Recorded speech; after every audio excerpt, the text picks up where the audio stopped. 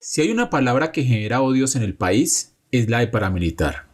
Paramilitar va, paramilitar viene, incluso hasta es tendencia en redes sociales.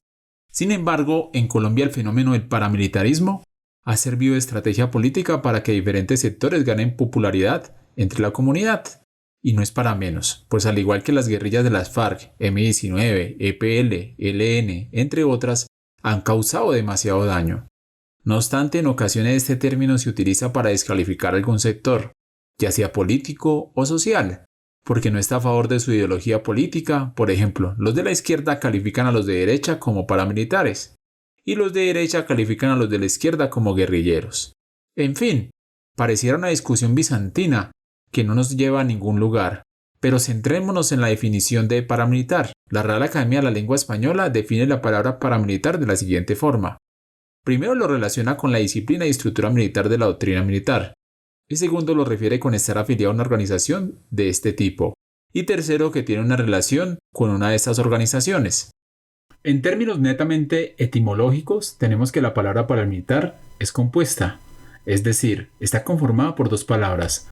Uno sería para y la otra militar, y entonces se podría decir que son grupos que están al servicio de militares. Otros autores mencionan que los paramilitares son grupos armados que están directa o indirectamente con el Estado y sus agentes locales, conformados por el Estado o tolerados por este, pero que se encuentran por fuera de su estructura formal. Entonces tenemos que hacernos una pregunta. ¿En la actualidad hay paramilitares en Colombia? Vamos a resolver la primera premisa que traen todas las definiciones, y es ¿cuál? Que tengan una estructura formal.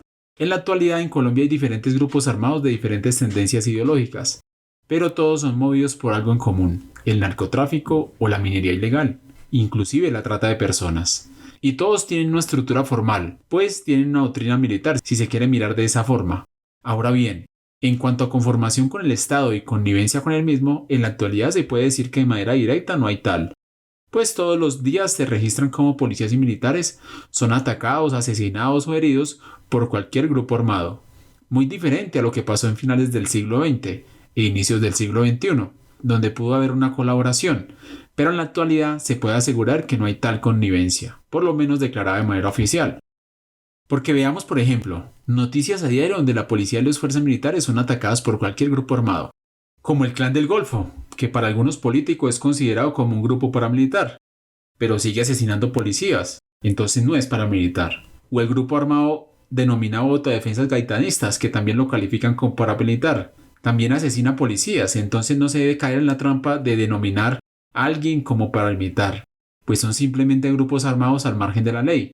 Y en la actualidad se puede asegurar que no hay ninguna diferencia entre guerrilleros y paramilitares, pues ambos son movidos por un combustible llamado narcotráfico, minería ilegal, extorsión, trata de personas, en fin, actividades criminales de diferente índole. De igual forma, considero que el Estado debe dejar de calificar estos grupos armados o asignarles alguna denominación, y simplemente categorizarlos como grupos armados al margen de la ley.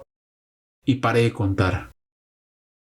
No obstante todas estas definiciones e investigaciones académicas e institucionales, se puede afirmar que llamar a un grupo paramilitar también depende de la ideología política de un Estado. Por ejemplo, en Cuba y Venezuela, los dictadores de turno llaman a los revolucionarios y comunistas a apoyar a su gobierno cuando los cubanos o venezolanos protestan en su contra. Entonces esos podrían llamarse paramilitares, porque apoyan a un Estado, con la connivencia del mismo, aunque no hagan parte de su estructura estatal, como el video que vemos a continuación.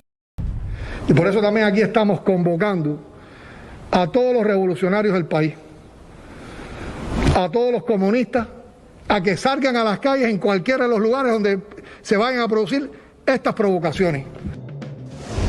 Y acá menciono algo, ¿será que los señores de las FARC o esa tal Narcotalia o Marquetalia, no sé qué vaina es esa, que están en Venezuela y respaldan al dictador Maduro y tienen una estructura formal, deberían llamarse como guerrilleros o paramilitares?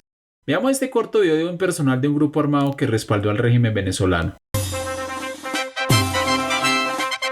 Que la revolución bolivariana de Venezuela, amenazada y agredida con bloqueos económicos y comerciales, con la incursión de mercenarios desde Colombia, con el despojo de empresas y reservas de oro por parte del gobierno de los Estados Unidos y de otros estados europeos, es evidente que somos una insurgencia solidaria con un pueblo Obviamente, ellos claramente son paramilitares porque están al servicio de un Estado que dice ser revolucionario pero que lleva más de 3 décadas en el poder.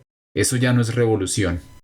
Entonces, seguramente si en las pasadas protestas el gobierno colombiano hubiera convocado al pueblo a manifestarse en contra de los otros manifestantes, los habrían llamado paramilitares. Y es que así se criticó cuando se vieron ciudadanos armados en las calles de Cali, al parecer repeliendo los saqueos y vandalismo, en los que sectores de la izquierda los calificaron como paramilitares. Los cuales, por supuesto, si transgredieron el ordenamiento jurídico, pues deben ser judicializados o puestos a orden de autoridad competente. Pero no se debe generalizar, porque en Colombia ya se ha generalizado de esta forma. A todo el que está en contra de una protesta lo llaman paramilitar. La reflexión entonces es que, entre colombianos, no nos debemos etiquetar con ningún grupo armado. Ambos le han hecho mucho daño al país. Ni servirles a propuestas ideológicas afines a grupos armados. Debemos ser libres de las armas y de la violencia. Hasta un próximo video. Buen día.